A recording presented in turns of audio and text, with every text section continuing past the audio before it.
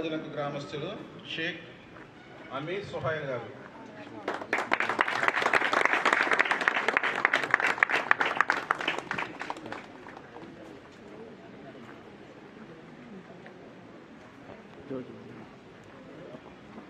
అమీర్ సుహైల్ గారు మన కొమరాజులంక గ్రామం, రావులపాలెం మండలం.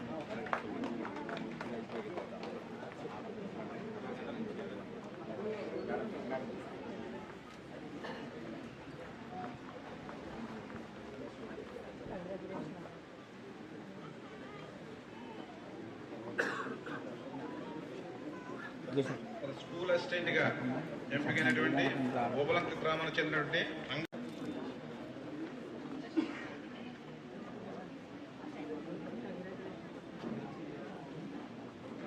గుత్తుల చంద్రశేఖర్ గారు, కొమరాజులంక రావులపాలెం.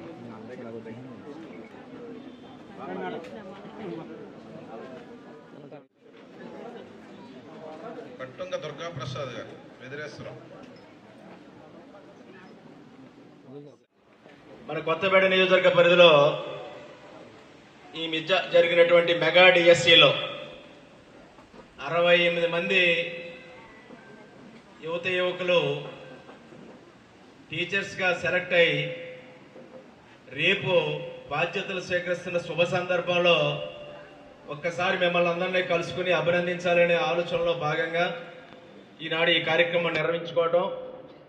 దానికి మన రాష్ట్ర BC welfare finance corporation chairman గౌరవనీయురాలు, జిల్లా తెలుగుదేశం పార్టీ అధ్యక్షురాలు శ్రీమతి రెడ్డి అనంతకుమార్ గారు, బీజేపీ నాయకులు, సీనియర్ నాయకులు శ్రీ సత్యానందం గారు, బీదర్ నుంచి రామకృష్ణ గారు, తాతాజీ గారు, ఏడుకొండల గారు, ఇంకా మన వీరేష్ గారు, అయినవేలి సత్యబాబు గౌడ్ గారు, బీజేపీ నాయకులు, కొత్తపేట సర్పంచ్ గారు భాస్కర్రావు గారు, బాబ్జీ గారు, ఇంకా చాలా మంది వచ్చారు. ఈ కార్యక్రమంలో పాల్పంచుకున్న ప్రతి ఒక్కరికి పాత్రికేయ మిత్రులు, ఇక ఈనాడు టీచర్లుగా సెలెక్ట్ అయిన కుటుంబ సభ్యులు కూడా వారు కూడా వచ్చారు. వారి కుటుంబ సభ్యులకు పేరు పేరున ప్రతి ఒక్కరికి నా హృదయపూర్వకమైనటువంటి నమస్కారాలు తెలియజేసుకుంటూ ఉన్నాను.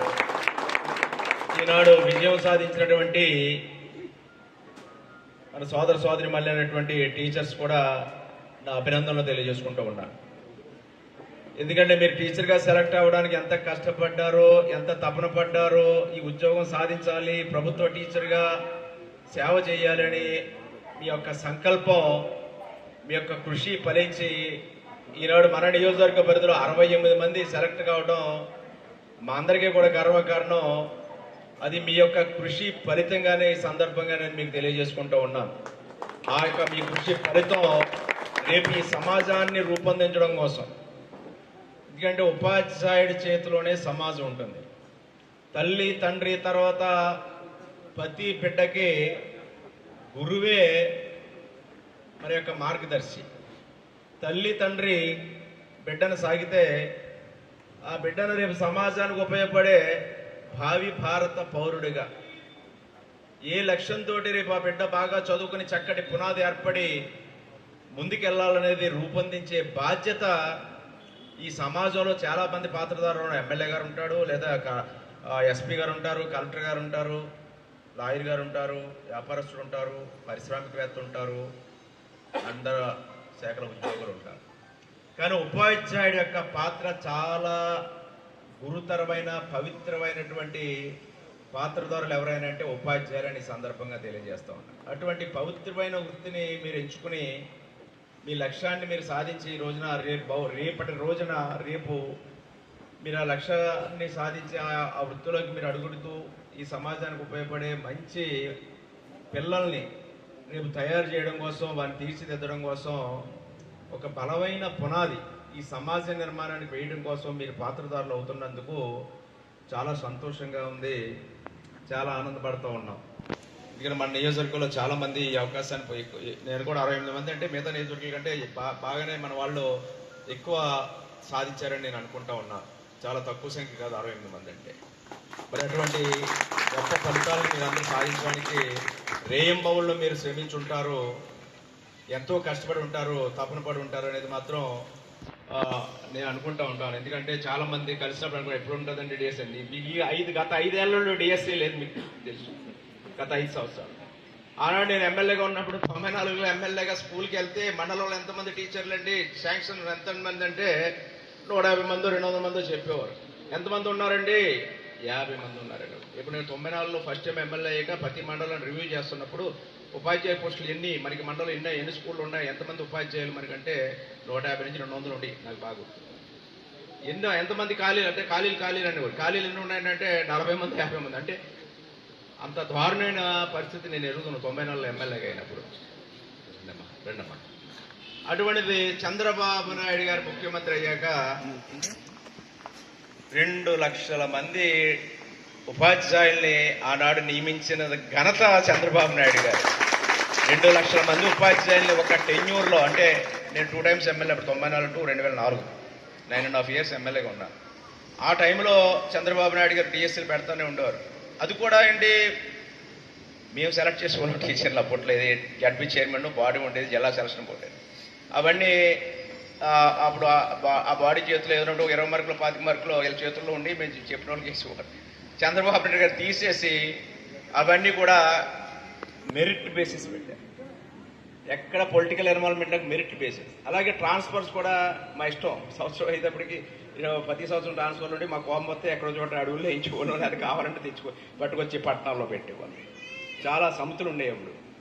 ఏదో అంటే అప్పుడు మాస్టర్లు కూడా రాజకీయాలు చేసేవాళ్ళండి. ఏదో పార్టీ ఉండి ఏదో నాయకుడానికి ఉండి కూడా రాజకీయాలు చేసేవారు. అది అలాగా ఉండేది ఆ రోజు పరిస్థితులు. అవన్నీ కౌన్సిలింగ్, మెరిట్, ప్రతిభ ఇవన్నీ వచ్చి గవర్నమెంట్ స్కూల్ పుంజుకున్నాయి. చాలా ఎందుకు చెప్తానంటే చాలా తరం మారిపోయింది. ఇప్పుడు 2.5 3 దశాబ్దాలు అయిపోయింది. చాలా మందికి తెలియదు. దాని చేతి 2 మాటలు కొంచెం టైం తీసుకుంటున్నారు.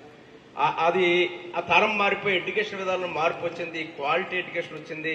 మెరిట్ మీద ఉన్న స్టూడెంట్స్ కార్పొరేట్ స్కూల్ని ధీటుగా ఎదుర్కొని పనిచేసే స్థాయికి మన గవర్నమెంట్ స్కూళ్ళు వచ్చాయనేది అప్పటి నుంచి నా అబ్జర్వేషన్. ఇలాంటి వాళ్ళందరూ మెరిట్ మీద వచ్చారు, కమిట్మెంట్తో పనిచేశారు, బాగా చదువులు చెప్పారు. ప్రభుత్వ స్కూల్లో పిల్లలు మీకు అందరికీ తెలియదు, పేదవారు ఉంటారు, ఎస్సీబీసీ వర్గాల వరకు. ఓపుకున్నవాడంతా కార్పొరేట్ స్కూల్కే పంపుతాడు. అటువంటిది స్కూల్ కూడా పోటీ పట్టడం మొదలెట్టాయి. అటువంటి విద్యా విధానం చంద్రబాబు మళ్ళా తర్వాత కాలక్రమేణా రాజకీయ నిర్ణయాలతో ఇబ్బంది పడతాం. ఇంకా లాస్ట్ ఇయర్ 5 ఏళ్లలో కూడా ఏ విధమైన గ్రోత్ లేదు. నాడు నేడు పేరుతో వేరే సొంత కార్యక్రమాలు లేదా దోపిడీ కార్యక్రమాలు అయ్యాయి తప్ప అభివృద్ధి స్వల్పం, హడావుడి ఎక్కువైంది. దాన్ని సరిదిద్ది మళ్ళా చంద్రబాబు నాయుడు గారు, ఇలా విద్యామంత్రి లోకేష్ గారు, ప్రధానంగా లోకేష్ గారిని అభినందించాలి. విద్యామంత్రి తీసుకున్నప్పుడే ఆయన చాలా చొరవతో తీసుకున్నాడు. విద్యామంత్రి తీసుకున్నాడు ఏంటి నేను అనుకున్నాను. ఎందుకంటే విద్య నాకు తెలుసు. ఎందుకంటే 4 శాఖల కింద ఉండే 4 మంత్రులు ఉండేవారు. టెక్నికల్ ఎడ్యుకేషన్ ఉండేది, హైయర్ ఎడ్యుకేషన్, సెకండరీ ఎడ్యుకేషన్, అలా రకరకాలుగా ఉండేది. అవన్నీ కూడా ఈనాడు ఒక ఎడ్యుకేషన్ ఒక కోడి కింద హెచ్ఆర్డీ కింద వచ్చి చాలా పెద్ద వస్తుంది, చాలా ఫైల్స్ ఉంటాయి, కొంచెం హెడేక్ జాబ్. అటువంటిది దాన్ని ఆయన టేకప్ చేయడం, ఇవాళ స్కూల్ అన్ని కూడా ఉత్తీర్ణ శాతాలు పెరగడం లేదా హాజరు పెరగడం, స్కూల్ అన్ని ఆఖరికి ఏంటంటే పిల్లలు తగ్గిపోయి మొత్తం స్ట్రెంత్ తగ్గిపోయి కార్పొరేట్ స్కూల్కి వెళ్ళే పరిస్థితి ఇవాళ గవర్నమెంట్ స్కూల్ మళ్ళీ పుంజుకుంటున్నాయి, మళ్ళీ అభివృద్ధి చెందుతూ ఉన్నాయి. ఇవన్నీ ఏంటంటే సరైన వాళ్ళు సరైన అవగాహనతో పనిచేసినప్పుడు ఇది సాధించగలుగుతాం. ఇవాళ మీరందరూ బిఎడ్ డిఎడ్ చదువుకుని ఉపాధ్యాయులు అవ్వాలని కోరుకున్నారు.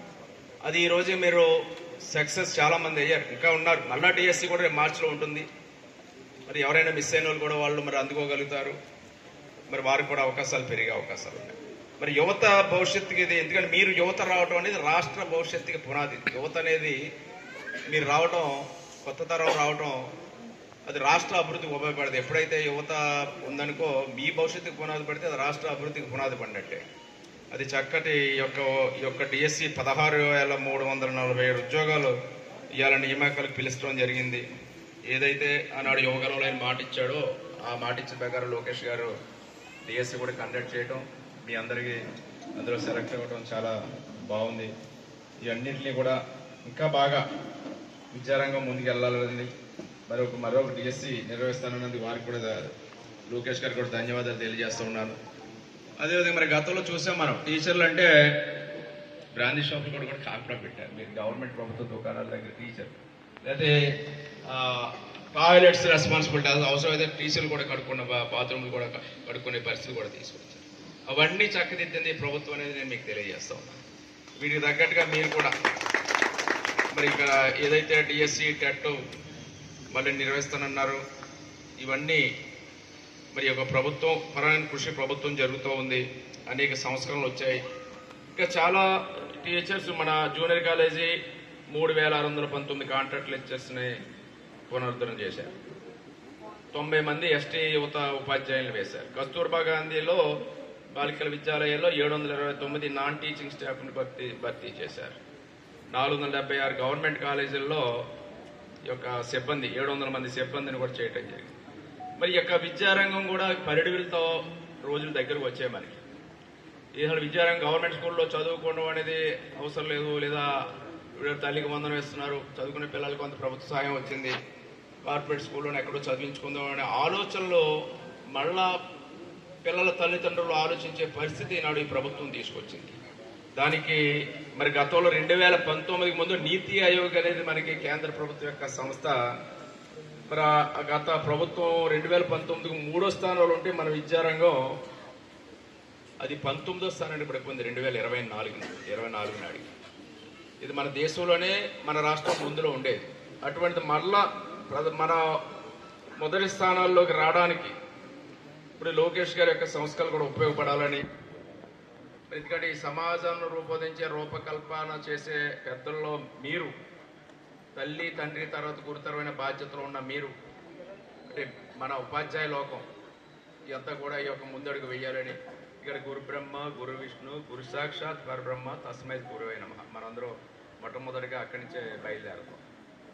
దాన్ని మనం దాన్ని నిజం చేసేలా, దాని యొక్క ఆశయాన్ని మనం నిజం చేసేలా మన పిల్లల భవిష్యత్తు కోసం వాటిపడి దిశలో విద్యారంగం వెళ్ళాలని కోరుకుంటూ, ఇంకా మళ్ళీ ఒకటి డిఎస్సి కూడా మళ్ళీ వచ్చే సంవత్సరం ఆయన కంటిన్యూ చేస్తున్నందుకు మన విద్యామంత్రి లోకేష్ గారికి కూడా అభినందనలు తెలియజేసుకుంటూ, మరి మీరు మనకి అవకాశం ఇచ్చినందుకు ఇక్కడ ముందే అనుకున్నాం. ఈ లోపల మీరు ట్రైనింగ్కి వెళ్ళారు. మొదట్లో నాకు కొంచెం బిజీగా ఉండడం వల్ల నేను ప్లాన్ చేసుకోలేకపోయాను. తర్వాత మీరు ట్రైనింగ్కి వెళ్ళారు. మళ్ళీ మీరు మొన్న వచ్చారు, మొన్న వస్తున్నారు. మళ్ళీ రేపటి నుంచి మళ్ళీ మీ డ్యూటీస్లోకి మీరు వెళ్ళిపోతున్నారు. కొత్తగా మళ్ళీ ఒక టీచర్గా మీరు మీ యొక్క జీవితం గవర్నమెంట్ ఉద్యోగిగా ఒక టీచర్గా మీరు రేపు కొత్త జీవితాన్ని మీరు ప్రారంభించబోతూ ఉన్నారు. ఆ సందర్భంగా ఒకసారి కలవాలని నేను మిమ్మల్ని ఆహ్వానించడం, ఎంతో అభిమానంతో పిలిచినందుకు, మీరు వచ్చి ఇచ్చేసినందుకు మీ ఒక్కరికి నా హృదయపూర్వకమైనటువంటి కృతజ్ఞతలు తెలియజేసుకున్నాను. మా యొక్క సత్కారం కాదు, ఏదో మాకు అభినందన అంతే. దీనివల్ల ఏదో కాదు, మీ ఒక ఇన్స్పిరేషన్ మీరందరూ సాధించారు. ఒక టీచర్గా మీరు మీ జీవితాల్లో రేపటి నుంచి స్థిరపడిపోతూ ఉన్నారు. ఆ సందర్భంలో మిమ్మల్ని ఒకసారి గౌరవించుకోవడం మా బాధ్యతగా భావించి పిలిచిన వెంటనే వచ్చిన మీకు ధన్యవాదాలు తెలియజేసుకుంటూ ఈ యొక్క కార్యక్రమాన్ని ప్రారంభిస్తాం. మీరందరూ సహకరించవలసిందిగా స్వీకరించవలసిందిగా కోరుకుంటాను. Thank you. ఎప్పటికప్పుడు తాజా సమాచారం కోసం మా ఛానల్ను సబ్స్క్రైబ్ చేయండి, లైక్ చేయండి, షేర్ చేయండి.